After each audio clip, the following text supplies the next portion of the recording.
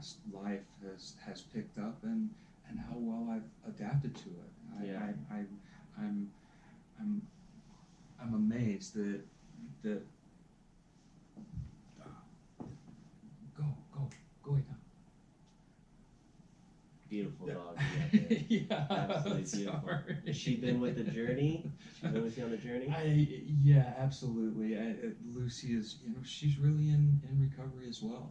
Life with an addict is really difficult for everyone in my life. In one way or another, I I I have abused everyone that has ever loved me. And that's a really difficult pill to swallow. And the dog is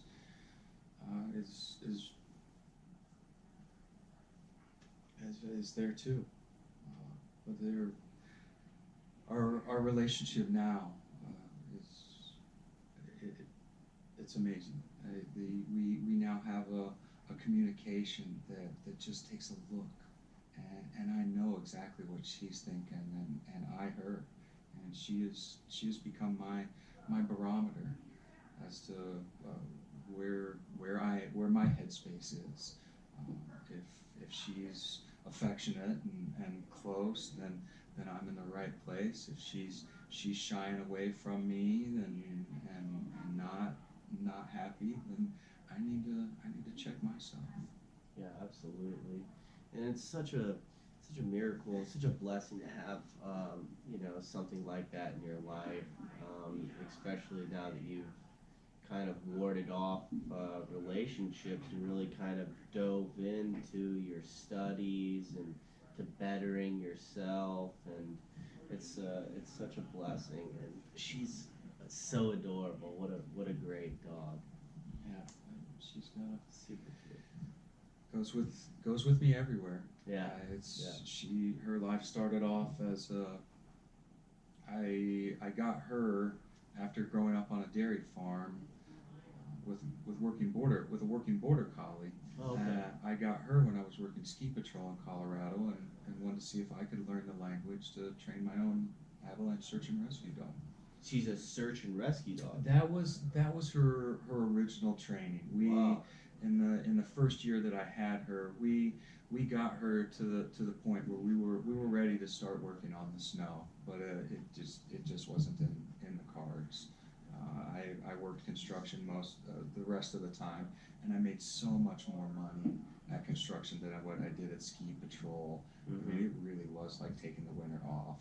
Wow. So I just couldn't financially justify doing that. So at Mm-hmm. that point, we shifted her training. She was more of a job site dog, companion dog, but we kept up with it, and now she qualifies as a service dog. She alerts for when you're away from people, when you're in a group, you're she's fine, doesn't. But if you're away, and anyone or anything, kind of comes into that area, she'll hackle up and give a little growl, and then she'll also pick up and bring things to you on command. Wow, that's incredible. That truly is incredible. So back to school, I know I don't want to give the audience your specific age, but as a gentleman now, what are some of the challenges that you're facing? It must be difficult to be in a position that you're in, being surrounded by, I'm imagining, probably 20 somethings, and you're the president of a board. What was that again? The vice president of the board for the Recovery Coalition, The which Recovery is Coalition. the governing board of the Recovery Rec Center. Ah. And that's a nonprofit organization here in Crawfordsville that has the rec center as a clean and sober space for addicts in recovery to hold AA, NA meetings, and a place for them to hang out. One side of it has pool tables, some exercise equipment and ping pong table for the rec side of things, and then another room is just couches, love seats for what we call a serenity room with a big screen TV, place to hang out.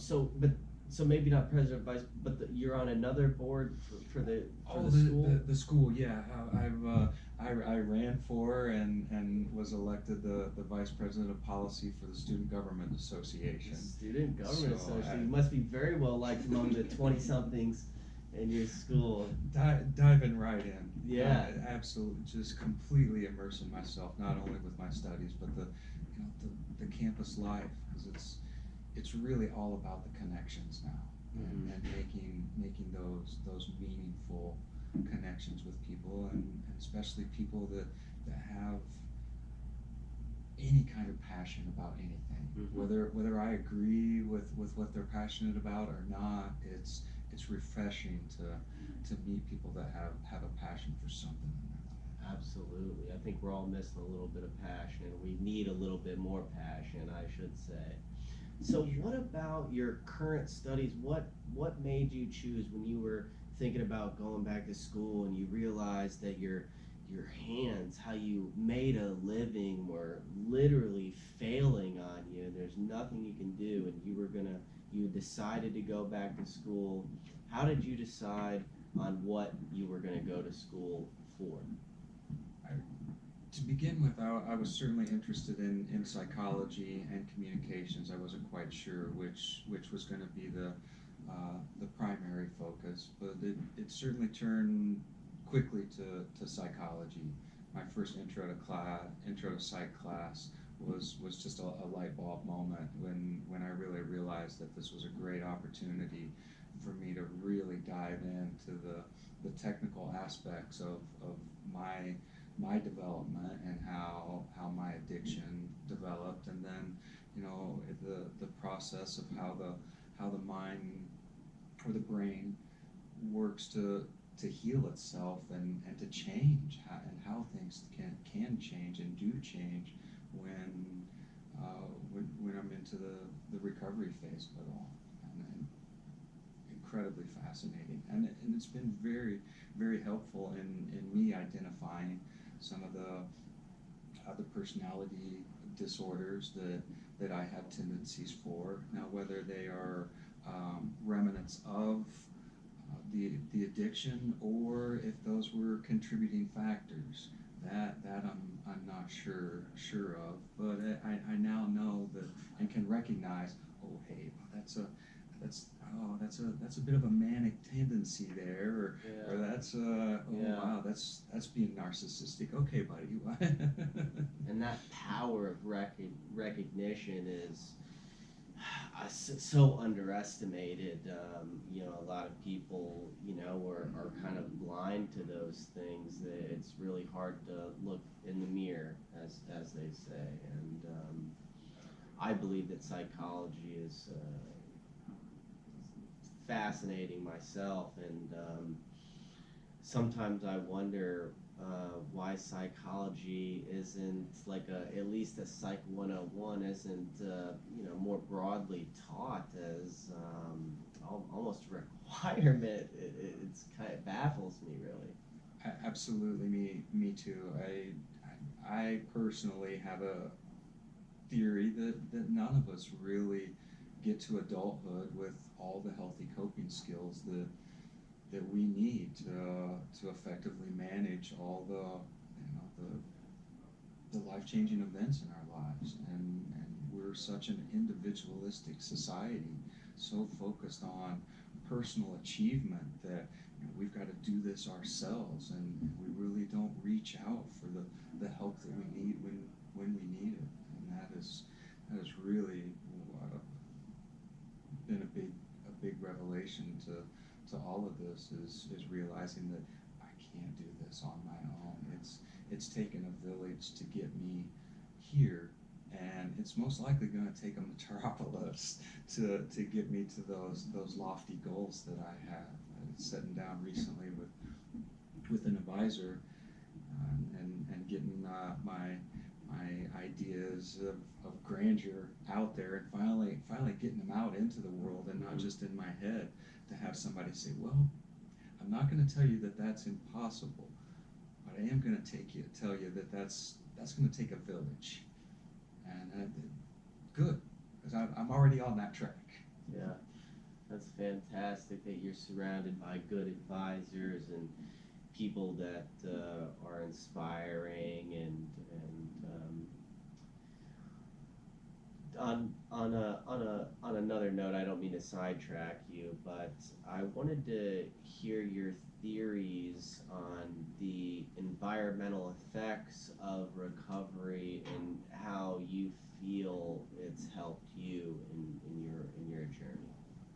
That is probably the driving force in my studies now, and where I want to go with my academic career and my professional careers. That I wholeheartedly believe that one of the most motivating factors of my success in recovery has been the complete change of every aspect of my environment. I mean, not just the leaving that scene and those people behind, but I left the ecology of the mountains and ended up here in farm country of Indiana, and I made the switch from construction to a full-time student. So it really helped, facilitate a new way of thinking. I didn't have any of that old life to sidetrack me, and this has been about creating a whole new person from those experiences, of course. And I wholeheartedly agree with you about the environmental change, and it being the driving, or if not the driving, but one of the most influential things in recovery. I don't feel like it's talked about enough.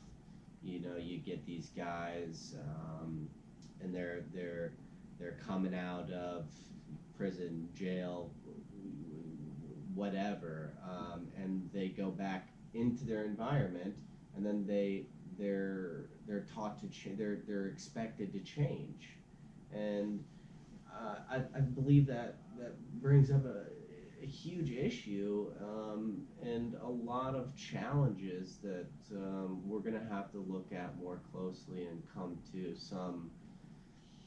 some resolutions about. And I think it's an interesting conversation to be had with the community and maybe some of these groups like the Recovery Coalition. I know that they're providing an environment, a space where people can go and have that type of change, and I believe that's a big step in the right direction. And I'm really glad that you're a part of that. I think that's a beautiful thing. Thank you. I certainly am, and you talking about the environment and in particular the prison back to home, and that is really one of my big dream and goals is to be a part of shifting the public perception that addiction is a moral dilemma and not a brain issue that it truly is. And I believe with every ounce of my being that if we can get that public shift in consciousness, that we can really change the environment of addiction. I believe we can too, and I really look forward to your future work and the progress, and I will be waiting for that public shift. I'm on board, as they say. Well, it's I've heard something really fascinating said or catchy that's really stuck in my mind, and it's the people who are crazy enough to believe that they can change the world are the ones who usually do. But to expand on that just a little bit is that maybe I can be a part of motivating that change. But I certainly don't believe I can do it on my own. It's going to take all of us to really make this change happen. Absolutely, and that's funny you say that because I'm not exactly sure to coin this term, but I've kept it with me and I find it absolutely brilliant. And it went along the lines of, I can't change the world, but I can help. And I believe if we all are trying to change the world with the right reasons, we have the right values at heart, that we can and will, and we have. Um, I'm not sure if you're familiar with Steven Pinker's new work. His book just came out, The Case for Science, Reason, Humanism, and Progress. And it was a defense of the Enlightenment values that have created the greatest time in human history. Are you familiar with his work? Certainly one of my favorite psychologists. I believe he does